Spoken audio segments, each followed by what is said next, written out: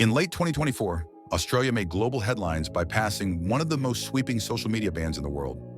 Under the new law, anyone under the age of 16 will be completely banned from accessing platforms like TikTok, Instagram, Snapchat, Facebook, and X, with no loopholes, no parental consent options, and no exceptions for existing accounts. But before you start imagining school kids being forcibly logged out of group chats, the ban hasn't actually kicked in yet. It was passed in Parliament in November 2024, but enforcement isn't expected to begin until late 2025. So what's happening in the meantime? Social media platforms have been given a year to figure out how to comply. That includes testing new age verification tech, from facial recognition software to third-party age checkers, all of which have raised serious privacy concerns. But the responsibility for compliance doesn't fall on parents or kids.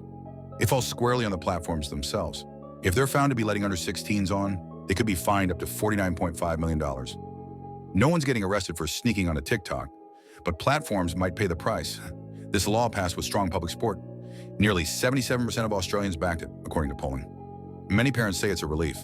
Finally, and they don't have to battle their kids over screen time or navigate the impossible choice between social isolation and online risk.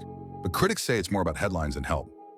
They warn the ban could push vulnerable teens, especially LGBTQ+ youth or kids from migrant backgrounds, off mainstream platforms and into darker corners of the web.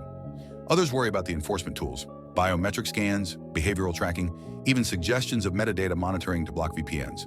All of it raises questions about whether the cure might be worse than the disease.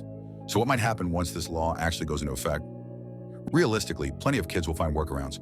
VPNs, borrowed accounts, burner phones, just like they have in countries with similar restrictions. But others won't. And that raises a new question. If teens aren't on social media, where will they be? Without the constant pull of scrolling, liking, and doom scrolling, some teens might rediscover offline hobbies, sports, reading, music, gaming, or even just hanging out face-to-face. We might see a resurgence in creative expression, more sketch pads, more backyard soccer, more garage bands.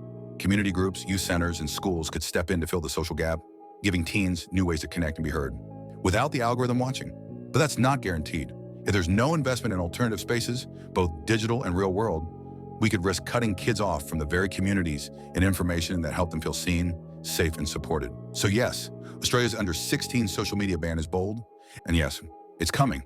But whether it becomes a turning point in youth safety or just another digital arms race between lawmakers and tech-savvy teens, that will depend not just on what gets banned, but what gets built in its place.